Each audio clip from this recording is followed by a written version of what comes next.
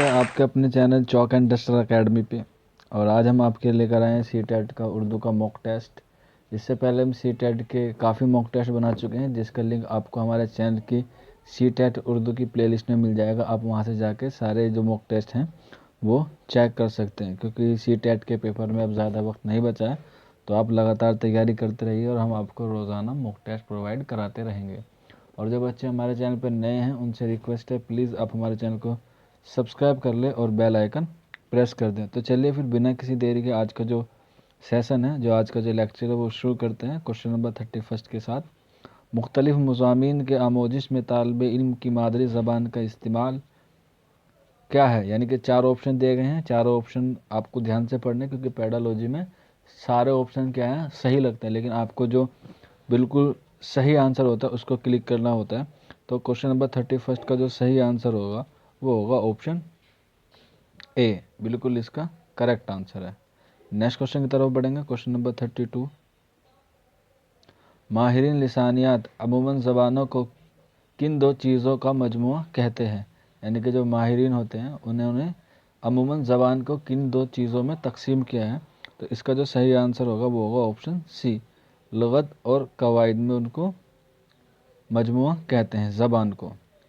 Next question की तरफ बढ़ेंगे। क्वेश्चन नंबर 33, 15-20 किलोमीटर की दूरी पर रहने वाले लोगों की ज़बान में फ़र्क किस सतह पर सबसे ज़्यादा होता है। यानी कि 15 से 20 किलोमीटर के दरमियान जो दूरी होती है, आपने भी देखा होगा कि कभी थोड़े से दूर पे जाके किसी की ज़बान या बोली जो है उसमें चेंजेस आ जाते हैं। तो वो चेंजेस किस सतह पर आते हैं आपको ये बताना है। तो क्वेश्चन नंबर 33 का जो सही आंसर होगा वो होगा ऑप्शन डी, गुफ्तगू की सतह पर। नेक्स्ट क्वेश्चन की तरफ बढ़ेंगे। क्वेश्चन नंबर 34, ज़बान सीखने के रस्मी तरीक़ों में दर्ज झेल से क्या शामिल नहीं है। तो क्वेश्चन नंबर 34 के 4 ऑप्शन दिए गए हैं, इसमें से आपको सही ऑप्शन की निशानदेही करनी है। तो इसका जो सही आंसर होगा क्वेश्चन नंबर 34 का वो होगा ऑप्शन डी, घरेलू माहौल इसका बिल्कुल करेक्ट आंसर है। नेक्स्ट क्वेश्चन की तरफ बढ़ेंगे। क्वेश्चन नंबर 35, इंसानी दिमाग कितने हिस्सों में मुनक़सिम है। तो क्वेश्चन नंबर 35 जो है वो उसका जो सही आंसर होगा क्वेश्चन नंबर 35 का वो होगा ऑप्शन बी, यानी कि 2 ज़बानों में तकसीम है इंसान का दिमाग। क्वेश्चन नंबर 36 की तरफ बढ़ेंगे। क्वेश्चन नंबर 36, दिमाग का कौन सा हिस्सा ज़बान के लिए ज़िम्मेदार होता है। क्वेश्चन नंबर 36 का जो सही आंसर होगा वो होगा ऑप्शन ए, इसका बिल्कुल दुरुस्त जवाब है, शीरे बरम का बाया नुस्फ़ कर्रा। इसका बिल्कुल ऑप्शन ए जो होगा वो दुरुस्त होगा। नेक्स्ट क्वेश्चन की तरफ बढ़ेंगे। क्वेश्चन नंबर 37, माँ बाप बच्चों के ज़रिए बोले जाने पर किस तरह की गलतियाँ सुधारते हैं। क्वेश्चन नंबर 37 एक बार दोबारा से रिपीट कर लेते हैं। माँ बाप बच्चों के ज़रिए बोले जाने पर किस तरह की गलतियाँ सुधारते हैं। तो इसके क्वेश्चन नंबर 37 के 4 ऑप्शन दिए गए हैं, आपको इसको बिल्कुल सही तरीके से पढ़ना है और इसका सही जवाब देना है। तो क्वेश्चन नंबर 37 का जो सही आंसर होगा वो होगा ऑप्शन डी, तकलीद से मुताल्लिक इसका बिल्कुल करेक्ट आंसर है। नेक्स्ट क्वेश्चन की तरफ बढ़ें। क्वेश्चन नंबर 38, दर्ज झेल में से कौन सा अमल ज़बान सीखने में बच्चे की मदद करता है। तो क्वेश्चन नंबर 38 का जो सही आंसर होगा वो होगा ऑप्शन बी, दूसरे बच्चों के साथ खेलना, यानी कि ऑप्शन 2 इसका बिल्कुल दुरुस्त जवाब है। नेक्स्ट क्वेश्चन की तरफ बढ़ेंगे। क्वेश्चन नंबर 39, दूसरी ज़बान के आमोजिश की शुरुआत अमूमन किससे की जाती है। दूसरी ज़बान की आमोजिश की शुरुआत अमूमन किससे की जाती है। क्वेश्चन नंबर 39 है, तो इसका जो सही आंसर होगा वो होगा ऑप्शन ए, माँ ने इसका बिल्कुल दुरुस्त जवाब है। क्वेश्चन नंबर 40, ज़बान की हुस्नियात होती है, यानी कि एक्विकेशन होती है। तो 4 ऑप्शन दिए गए हैं, आपको बताना है कि ज़बान के हुसूलियात नहीं सॉरी, ज़बान के हसूलियाबी यानी कि एक्विकेशन होती है। 4 ऑप्शन दिए गए हैं, आपको चारों ऑप्शन पढ़ने हैं और चारों ऑप्शन जो है वो थोड़े लंबे हैं, इसलिए आप उसे ध्यान से पढ़िए। तो क्वेश्चन नंबर 40 का जो सही आंसर होगा वो होगा ऑप्शन ए, इसका बिल्कुल करेक्ट आंसर है। इंसानी दिमाग के बेशुमार सलाहियत की वजह से ज़बान सीखने के अमल को जारी रखा जाता है। क्वेश्चन नंबर 41 की तरफ बढ़ेंगे। क्वेश्चन नंबर 41, ज़बान को उजागर करने का असल मकसद होना चाहिए। तो क्वेश्चन नंबर 41 का जो सही आंसर होगा वो होगा ऑप्शन ए, गलतियों का अंदाज़ा करना और सीखने की कमी को पूरा करने के लिए। क्वेश्चन नंबर 42 की तरफ बढ़ेंगे। ज़बान इब्तिदाई शक्ल में थी, यानी कि जब कोई ज़बान शुरुआत में आई तो उसका क्या मौजू रहा होगा, उसकी जो शुरुआत थी वो किस तरह से हुई। क्वेश्चन नंबर 42 का जो सही आंसर होगा वो होगा ऑप्शन बी, इशारती ज़बान, इसका बिल्कुल करेक्ट आंसर है। नेक्स्ट क्वेश्चन की तरफ बढ़ेंगे। क्वेश्चन नंबर 43, ज़बान की क्लास में तामीराती निज़ाम कंस्ट्रक्टिव अप्रोच का मतलब क्या होता है। तो चारों ऑप्शन दिए गए हैं, आपको चारों ऑप्शन बड़े ध्यान से पढ़ना है। तो इसका जो आंसर होगा क्वेश्चन नंबर 43 का वो होगा ऑप्शन ए, तलबा अपनी ज़ाती तौर पर सीखने के तरीके को तैयार करते हैं, इस अमल पर करते हैं। क्वेश्चन नंबर 43 का ऑप्शन ए नंबर दुरुस्त होगा। नेक्स्ट क्वेश्चन की तरफ बढ़ेंगे। क्वेश्चन नंबर 44, बच्चे ज़बान सीखने की कुव्वत लेकर पैदा होते हैं, ये किसका कौल है। बच्चे ज़बान सीखने की कुव्वत लेकर पैदा होते हैं, ये किसका कौल है। तो चार ऑप्शन दिए गए हैं और चारों एक महान मनोवैज्ञानिक हैं। तो आपको इनमें से बताना है कि ये बात किस साइकोलॉजिस्ट ने की है। तो क्वेश्चन नंबर 44 का जो सही आंसर होगा वो होगा ऑप्शन सी, ये बात चोम्स्की ने कही है। जब भी किसी भाषा या किसी ज़बान के बारे में कोई कॉल आए तो आप बेहिचक इस पर चोम्स्की पर क्लिक कर सकते हैं, यानी कि चोम्स्की वाला ऑप्शन टिक कर सकते हैं, क्योंकि चोम्स्की ने सबसे ज़्यादा किस पे बात की है, ज़बान पे, लैंग्वेज पे बात की है। क्वेश्चन नंबर 45, ज़बान की नशो नुमा को मुतासिर करते हैं। चारों ऑप्शन दिए गए हैं, इसमें से आपको बताना है। तो क्वेश्चन नंबर 45 का जो सही आंसर होगा वो होगा ऑप्शन डी, इनमें से सभी, यानी कि जितने भी ऑप्शन है सारे ज़बान को मुतासिर करते हैं।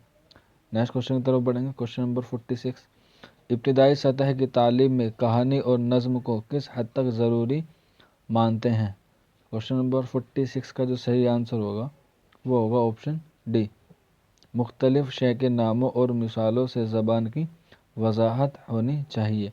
तो क्वेश्चन नंबर 46 का जो सही आंसर होगा वो होगा ऑप्शन डी। नेक्स्ट क्वेश्चन की तरफ बढ़ेंगे। क्वेश्चन नंबर 47, मंदरजा झेल में कौन सा बयान ज़बान के ताल्लुक़ से दुरुस्त नहीं है। ध्यान से पढ़िएगा, इसमें दुरुस्त नहीं है पूछा गया, तो आपको तीन ऑप्शन जो है वो दुरुस्त मिलेंगे और एक ना दुरुस्त, तो आपको वही ऑप्शन को सिलेक्ट करना है। तो क्वेश्चन नंबर 47 का जो सही आंसर होगा वो होगा ऑप्शन ए, इसका बिल्कुल करेक्ट आंसर है। नेक्स्ट क्वेश्चन की तरफ बढ़ेंगे। क्वेश्चन नंबर 48, मंदरजा झेल में से किन मकासद के लिए ज़बान सीखना ज़रूरी नहीं है। ध्यान से दीजिए, ज़रूरी नहीं है पूछा गया। तो क्वेश्चन नंबर 48 का जो सही आंसर होगा वो होगा ऑप्शन डी, अंदरूनी आवाज़ें, इनर स्पीच को सुनने और बोलने के लिए। नेक्स्ट क्वेश्चन की तरफ बढ़ेंगे। क्वेश्चन नंबर 49, ज़बान में मुअत्तबर तालीम का मकसद है। तो क्वेश्चन नंबर 49 का जो सही आंसर होगा वो होगा ऑप्शन डी, ये सभी क्या होने चाहिए, इसमें शामिल होने चाहिए।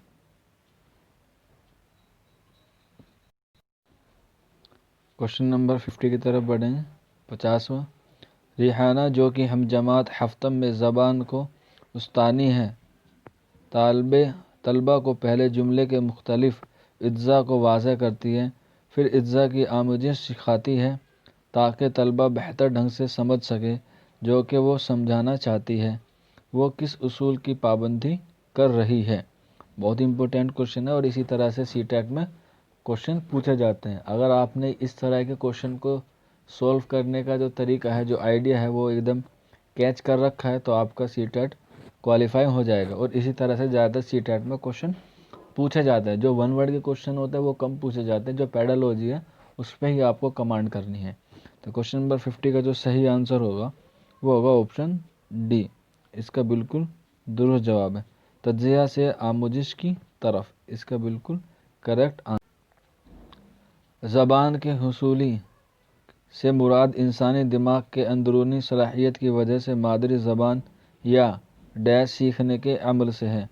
तो क्वेश्चन नंबर 51 का जो सही आंसर होगा वो होगा ऑप्शन ए, पहली ज़बान सीखने के अमल से है। क्वेश्चन नंबर 52 की तरफ बढ़ेंगे।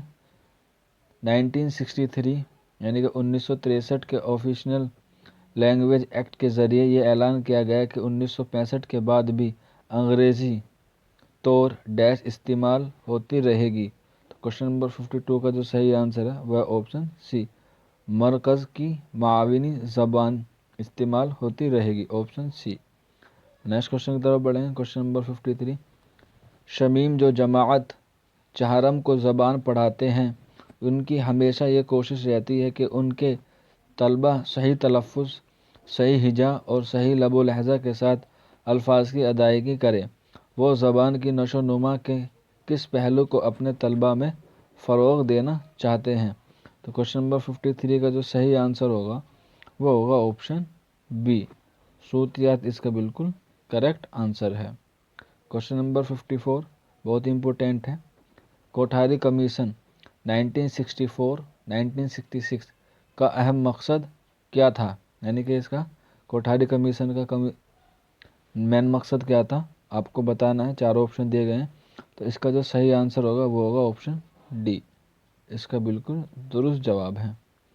नेक्स्ट क्वेश्चन की तरफ बढ़ें। क्वेश्चन नंबर 55, दर्ज झेल में से कौन सा निसाब की खसूसियत नहीं है, निसाब की खसूसियत नहीं है।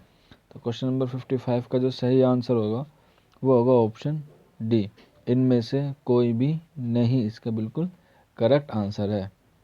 नेक्स्ट क्वेश्चन की तरफ बढ़ें। क्वेश्चन नंबर 56, दूसरी ज़बान के निसाब का तयन करते वक्त हमें किस चीज़ का ध्यान रखना चाहिए।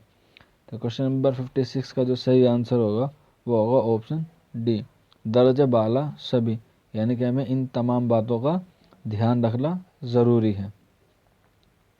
क्वेश्चन नंबर 57 की तरफ बढ़ेंगे। आमुज़गारों की तख्लीकी और तख़ीली बनाने के लिए क्या किया जाए। आमुज़गारों को तख्लीकी और तख़ीली बनाने के लिए क्या किया जाए। चार ऑप्शन दिए गए हैं, आपको चार ऑप्शन पढ़ के बताने हैं और पढ़ के बिल्कुल सही तरीके से इसका जवाब देना। मैं क्वेश्चन दो बार इसलिए रिपीट करता हूँ, बाज़ दफ़ा बाज़ मरतबा कि क्योंकि एक बार में पैडोलॉजी आपको समझ में नहीं आती, इसलिए जब आप दोबारा पढ़ेंगे तो वो चीज़ें समझ में आ जाती है और उसका आंसर आपको ऑटोमेटिकली पता चल जाता है कि अगला जो स्टेप होगा वो कौन सा होगा। तो क्वेश्चन नंबर 57 का जो सही आंसर होगा वो होगा ऑप्शन बी, तलबा को कहानी के इख्तिताम को तब्दील करने के लिए कहना। क्वेश्चन नंबर 57 का जो सही आंसर होगा वो होगा ऑप्शन बी। नेक्स्ट क्वेश्चन की तरफ बढ़ेंगे। क्वेश्चन नंबर 58, दूसरी ज़बान के निसाब के तयन के वक्त ज़बान की सरगर्मियों का इंतखाब करते वक्त किस चीज़ का ध्यान रखना ज़रूरी होता है। तो क्वेश्चन नंबर 58 है, इसके भी चार ऑप्शन दिए गए हैं और इसका जो सही आंसर होगा वो होगा ऑप्शन डी, इसका बिल्कुल करेक्ट आंसर होगा। सरगर्मी की तादाद, इस्तेमाल की तरतीब, तादादवर इस्तेमाल की तरतीब, ऑप्शन डी इसका बिल्कुल करेक्ट आंसर है। क्वेश्चन नंबर 59, ज़बान की आमोजिश में तरगीब की खुसूसी अहमियत है, जमात शशम में तरगीब के लिए क्या किया जा सकता है। तो क्वेश्चन नंबर 59 का जो सही आंसर होगा, तो इसके चार ऑप्शन दिए गए हैं, आपको बिल्कुल सही तरीके से और आराम से पढ़ना है। तो इसका जो सही आंसर होगा क्वेश्चन नंबर 59 का वो होगा ऑप्शन सी, बसरे ज़राई और खेल जैसी सरगर्मियों का इस्तेमाल, ऑप्शन सी इसका बिल्कुल करेक्ट आंसर है क्वेश्चन नंबर 59 का। क्वेश्चन नंबर 60 और आज के मॉक टेस्ट का बिल्कुल आखिरी सवाल, बैरूनी गैर मादरी ज़बान वाले मुअल्लिम को अक्सर ऐसी जमात का सामना करना पड़ता है जो सुस्त और तरगीब के फुकदान वाले आमोज़गाहों से पुर है। ऐसी हालत में क्या मदद की जा सकती है? तो चारों ऑप्शन दिए गए हैं इसमें, और चारों ऑप्शन बड़े ही अच्छे हैं। ऐसा लगता है कि चारों ही ऑप्शन क्या हैं, इसके सही हैं। लेकिन पेडोलॉजी और साइकोलॉजी बिल्कुल दोनों खेलती हैं एग्जामिनर कैंडिडेट के माइंड से, कि वो देखते हैं कि कौन सा क्वेश्चन सही करता है। तो आपको बड़े ध्यान से देना है, बड़े ही उससे ध्यान से पढ़ना है चारों क्वेश्चन को, और फिर उसका जवाब आपको देना है। तो क्वेश्चन नंबर 60 का जो सही आंसर होगा वो होगा ऑप्शन ए। तलबा को रागिब करने और आमोजिश को चैलेंज से पुर बनाने के लिए तरीक़ों और लाहिका अमल का इस्तेमाल करना। ऑप्शन ए इसका बिल्कुल करेक्ट आंसर है। तो उम्मीद है आज का जो मॉक टेस्ट है वो आपको पसंद आया होगा, और आपको खुद से एनालाइज हुआ होगा कि आपके कितने स्कोर आ रहा है। और अगर आपका कम आ रहा है तो घबराने की ज़रूरत नहीं है, अभी वक्त है, आप अपनी तैयारी करते रहिए। अगर आपके मन में कोई डाउट है CTET के किसी भी टॉपिक से रिलेटेड, तो आप हमसे कमेंट बॉक्स में पूछ सकते हैं, या फिर आप हमारे व्हाट्सअप नंबर 9045220432 पर भी हमसे रब्ता कर सकते हैं। चलिए आपसे आज के लिए विदा लेते हैं, मिलते हैं अगली वीडियो में किसी और टॉपिक के साथ। तब तक आप अपना ख्याल रखिए, अपने घरों में रहिए और सुरक्षित रहिए, और अपने पेपर की तैयारी करते रहिए। शुक्रिया फॉर वॉचिंग दिस वीडियो।